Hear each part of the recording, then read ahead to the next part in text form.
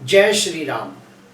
मैं वसंत रावल आज मैं आपको बताने आया हूं, अगर किसी व्यक्ति की जन्म कुंडली के अंदर धनु लग्न हो और वो व्यक्ति बहुत मेहनत करने के बावजूद वो उन्नति प्रगति विकास न कर पाता हो जिसका वो हकदार हो, तो उसे कौन से भगवान की पूजा पाठ करने से बहुत लाभ होगा। उसके बाद मैं आपको बताऊंगा कि अगर कोई व्यक्ति की जन्म कुंडली में धनु लग्न हो और वो व्यक्ति के हर काम के अंदर बहुत सारे विघ्न, अड़चने, रुकावटें, तकलीफें आती हो, तो उसे कौन से इष्ट देवता की पूजा करनी चाहिए।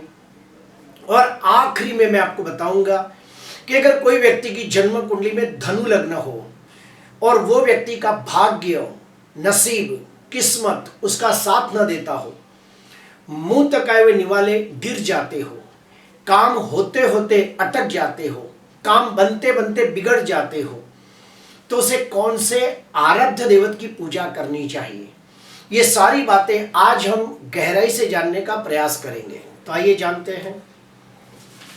अगर कोई व्यक्ति की जन्म कुंडली के अंदर यहाँ पे 9 नंबर लिखा हो तो समझ जाना धनु लग्न की कुंडली है। और धनु लग्न का स्वामी ग्रह कौन है? गुरु है। पहले तो मैं आपको बताऊंगा लग्न भाव का महत्व क्या है, वो सुन लीजिए। लग्न भाव यानी कि आप खुद, और लग्न भाव को कुंडली के 12 भावों के अंदर सबसे ज्यादा शुभ और बलवान भाव माना गया है। क्यों? क्योंकि जो लग्न भाव है उसकी गिनती केंद्र भाव में भी होती है और लग्न भाव की गिनती त्रिकोण भाव में भी होती है। इसीलिए लग्न भाव को सबसे ज्यादा शुभ और बलवान भाव माना गया है। लग्न भाव से क्या क्या देखा जाता है? तो लग्न भाव से देखा जाता है कि व्यक्ति का रूप रंग कैसा होगा, शारीरिक गठन कैसा होगा, नाक नक्शा कैसा होगा, उसका प्रभाव, पर्सनालिटी, व्यक्तित्व कैसा होगा, व्यक्ति के आचार, विचार, संस्कार, चारित्र कैसा होगा, व्यक्ति कितना बुद्धिमान, गुणवान, तेजस्वी, प्रभावशाली होगा, उसका सोचने का दृष्टिकोण, उसका आत्मबल कैसा होगा, वो सारी बातें लग्न भाव को देखकर पता चलता है। तो जो धनु लग्न है उसका स्वामी ग्रह कौन हो गया? गुरु हो गया। तो गुरु के लिए कौन से भगवान की पूजा की जाती है? तो विष्णु भगवान की पूजा की जाती है। अभी विष्णु भगवान की पूजा के लिए क्या क्या करना चाहिए वो मैं आपको बताना चाहूंगा। तो उसके लिए सबसे आसान है ओम नमो भगवते वासुदेवाय, ओम नमो भगवते वासुदेवाय। ये मंत्र का रोज सुबह शाम 108 108 मंत्र का जाप करना चाहिए। अगर इससे ज्यादा कुछ कर सकते हो तो विष्णु सहस्त्र नामावली का पाठ करें। विष्णु सहस्त्र नामावली का पाठ करने से भी विष्णु भगवान प्रसन्न होते हैं। उसके बाद साल में एक आध बार विष्णु याग करना चाहिए, अर्थात विष्णु जी का यज्ञ करना चाहिए, तो इससे भी बड़ा लाभ होता है। तो विष्णु भगवान की पूजा पाठ करने से विष्णु भगवान प्रसन्न होते हैं और विष्णु भगवान की कृपा से गुरु ग्रह का बल बढ़ता है। और जब गुरु ग्रह का बल बढ़ेगा तो लग्न भाव शुभ होगा, और लग्न भाव शुभ होगा तो व्यक्ति का व्यक्तित्व अच्छा होगा, व्यक्ति सही समय पे सही निर्णय ले पाएगा और कम समय के अंदर उन्नति प्रगति विकास करेगा और धनवान, यशवान, कीर्तिवान बनेगा। अभी आते हैं दूसरे नंबर पे कि जो कुंडली का पंचम भाव है ये भी बहुत ही इंपॉर्टेंट भाव है। क्यों? क्योंकि पंचम भाव से देखा जाता है कि व्यक्ति कितना बुद्धिमान, गुणवान, तेजस्वी, प्रभावशाली, प्रतिभाशाली होगा, ये पंचम भाव को देखकर पता चलता है। व्यक्ति की ग्रहण शक्ति कितनी बलवान होगी, इसकी स्मरण शक्ति कितनी अच्छी होगी, उसकी तर्क बुद्धि कितनी अच्छी होगी, ये सब पंचम भाव को देखकर पता चलता है। पंचम भाव को देखकर यह भी पता चलता है कि इस व्यक्ति ने गत जन्म के अंदर अच्छे कर्म किए होंगे या बुरे कर्म किए होंगे, ये बात भी पंचम भाव को देखकर पता चलता है। पंचम भाव से देखा जाता है कि व्यक्ति को कौन सी पढ़ाई करनी चाहिए, कौन सी पढ़ाई करने से उसे लाभ होगा, कौन सी पढ़ाई में उसे इंटरेस्ट होगा और उसे संतान का सुख कैसा प्राप्त होगा, ये सारी बातें पंचम भाव को देखकर पता चलती है। तो धनु लग्न के अंदर पंचम भाव के अंदर कौन सी राशि है? मेष राशि है। मेष राशि का स्वामी कौन है? मंगल है। और मंगल के लिए कौन से भगवान की पूजा की जाती है? तो हनुमान जी की पूजा की जाती है। तो अगर हनुमान जी की पूजा करते हो तो उससे पंचम भाव बलवान होगा। तो हनुमान जी की पूजा के लिए क्या क्या करना चाहिए? तो सबसे पहले मैं कहूंगा ओम हम हनुमंते नमः, ओम हम हनुमंते नमः, ओम हम हनुमंते नमः। ये मंत्र का रोज सुबह और शाम 108 जाप करना चाहिए। उसके बाद और कुछ करना चाहते हो तो मंगलवार और शनिवार के दिन हनुमान जी को सिंदूर चढ़ाना चाहिए। उसके बाद हनुमान चालीसा का पाठ करना चाहिए, हनुमान जी की आराधना करनी चाहिए। तो ये सब करने से हनुमान जी प्रसन्न होते हैं।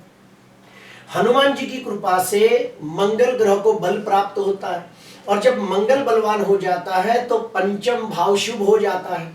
और पंचम भाव शुभ होगा तो उस व्यक्ति के जीवन में जो भी विघ्न, अड़चने, रुकावटें, तकलीफें आ रही है वो काफी कम हो जाएगी, और व्यक्ति कम समय के अंदर बहुत जल्दी उन्नति, प्रगति, विकास कर पाएगा। तो पंचमाधिपति मंगल को प्रसन्न करने के लिए हनुमान जी की पूजा आराधना करनी चाहिए। फिर आते हैं और डिप में जाते हैं। कुंडली का तीसरे नंबर का इंपॉर्टेंट भाव है भाग्य भाव। अभी भाग्य भाव का क्या महत्व है वो भी सुनिए। जन्म कुंडली के अंदर जो भाग्य भाव है उससे देखा जाता है कि व्यक्ति का भाग्य, किस्मत, नसीब कितना बलवान होगा। नवम भाव को देखकर पता चलता है कि व्यक्ति ईश्वर के प्रति कितनी श्रद्धा रखता है, धर्म के प्रति कितनी आस्था रखता है, व्यक्ति कितना श्रद्धालु, धार्मिक और आध्यात्मिक है। व्यक्ति को पूजा पाठ करना, होम हवन करना, दान पुण्य करना, यात्रा, तीर्थ यात्रा करना, ये सब अच्छा लगता है कि नहीं, ये सब नवम भाव से पता चलता है। नवम भाव अपने पिता का भाव भी है, तो पिता का सुख देखने के लिए भी नवम भाव को देखा जाता है। तो हमें क्या करना है? नवम भाव को बलवान करने के लिए सूर्य से लगते जो भगवान है उनकी पूजा करनी है। तो सूर्य से लगते भगवान कौन से हैं? तो वेद माता गायत्री है। तो वेद माता गायत्री का अगर जो पूजा पाठ किया जाए तो सूर्य ग्रह बलवान होगा। अभी वेद माता गायत्री के लिए कौन कौन सी पूजा पाठ कर सकते हैं तो सुनिए।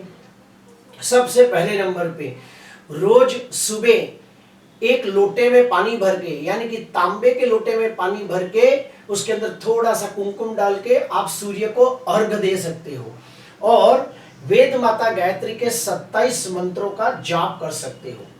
इससे ज्यादा कुछ करना है तो रोज सुबह जब सूरज उगता है तब स्नान करके अपने पूजा घर में बैठ के 108 गायत्री मंत्र का जाप करना चाहिए। इससे भी ज्यादा कुछ करना चाहते हैं तो वेद माता गायत्री के 1.25 लाख मंत्र जाप करने चाहिए, और फिर उसका दशांश होम, तर्पण, मार्जन करना चाहिए। तो वेद माता गायत्री प्रसन्न होती है, और वेद माता गायत्री की कृपा से सूर्य को बल प्राप्त होता है। अगर सूर्य को बल प्राप्त होगा तो भाग्य जो भाव है, भाग्य स्थान है, वो बलवान होगा, और व्यक्ति का नसीब, भाग्य, किस्मत जोड़ करेगा, और व्यक्ति जो भी कार्य हाथ में लेगा वो आसानी से पूरा हो जाएगा।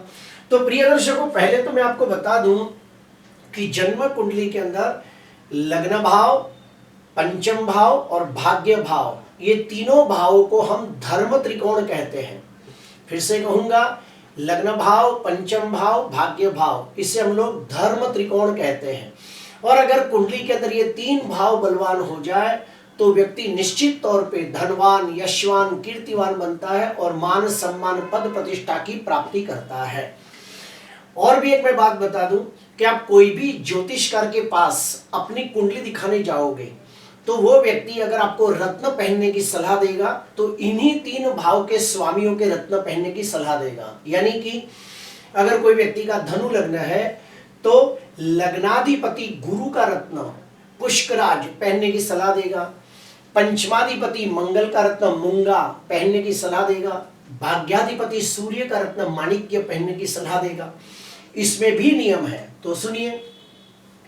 अगर लग्नाधिपति गुरु दूसरे भाव में नीच का होकर बैठा हो तो लग्नाधिपति ग्रह 6वें, 8वें, 12वें भाव में निर्बल होता हो तो ऐसे व्यक्ति को गलती से भी पुष्कराज का रत्न धारण नहीं करना चाहिए। और विष्णु भगवान की पूजा पाठ करते हुए और भी कुछ ज्यादा करना चाहे तो वो पीले वस्त्र, पीले फल, पीली मिठाई, पीली दाल, जलेबी, केले, मौसम्बी, ये सब चीज़ों का दान कर सकता है। तो इससे क्या होगा कि गुरु का बल बढ़ेगा और वो व्यक्ति के जीवन में सुख आएगा। वैसे ही मैं कहूँगा, अगर धनु लग्न की कुंडली में कोई व्यक्ति कहे कि पंडित जी मेरा तो पंचमाधिपति मंगल नीच राशि में निर्बल होकर अष्टम भाव में बैठा है, या फिर मेरा मंगल छठवें या 12वें भाव में बैठा है, तो मैं क्या करूं?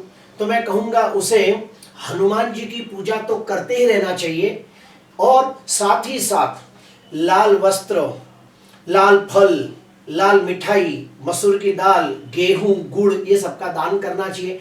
तो इससे बड़ा लाभ होगा।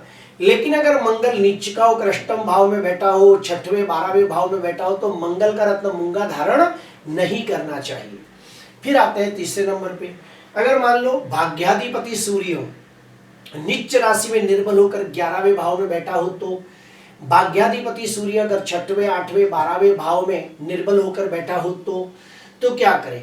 तो ऐसे व्यक्ति को रोज वेद माता गायत्री के 108 मंत्र तो करने ही है, लेकिन साथ ही साथ और एक चीजें याद रखनी है कि उसे माणिक का रत्न धारण नहीं करना है, बल्कि लाल फल, लाल फूल, लाल मिठाई, गुड़, गेहूं, तांबे के बर्तन, ऐसा कोई चीज गरीब को दान करना चाहिए। तो इससे सूर्य के बल में वृद्धि होगी। प्रिय दर्शकों, मैं आपको ये कहूंगा कि जो धनु लग्न है, ये धनु लग्न का जो स्वामी है गुरु, उसे बलवान करने के लिए कुछ लोग ब्रह्मा जी की भी पूजा करते हैं।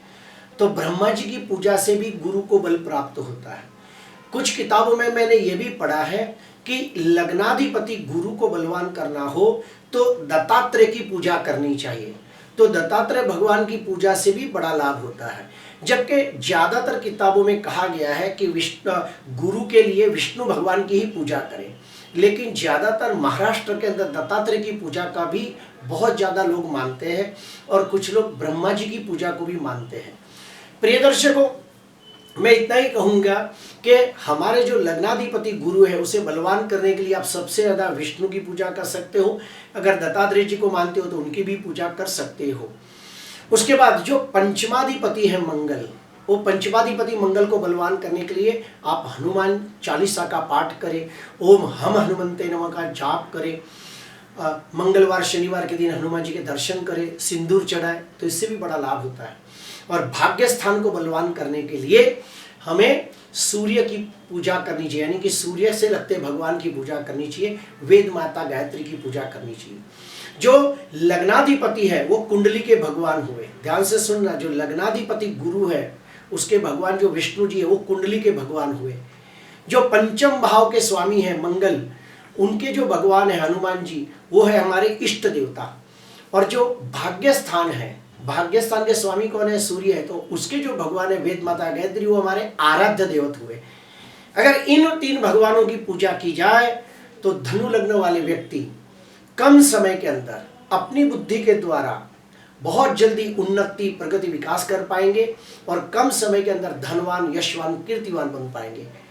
प्रिय दर्शकों, आज के लिए बस इतना ही। आपको अच्छा लगा तो जरूर लाइक करना, सब्सक्राइब करना। नमस्कार।